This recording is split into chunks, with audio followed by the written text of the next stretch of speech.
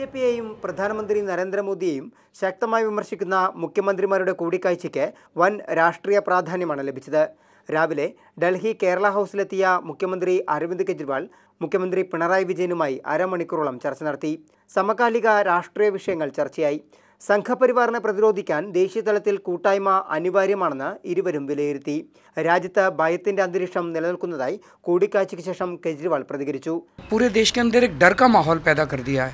इसके लिए सब अच्छे लोगों को साथ आना पड़ेगा और मिलके इसको सामना करना. ബിജെപിക്കെതിരെ പോരാടാൻ കോൺഗ്രസിനെ മാത്രം ആശ്രയിച്ചിട്ട് കാര്യമില്ലെന്നും മതേതര പാർട്ടികൾ ഒന്നിക്കണമെന്നും പിണറായി വിജയൻ പറഞ്ഞു. ആർഎസ്എസിന്റെ നേതൃത്വത്തിൽ ഉയരുന്ന അത്യന്തം ഭീഷണമായ ഒരു അന്തരീക്ഷമുണ്ട്. ആ കാര്യങ്ങൾ ഞങ്ങൾ പരസ്പരം പങ്കിട്ടിട്ടുണ്ട്.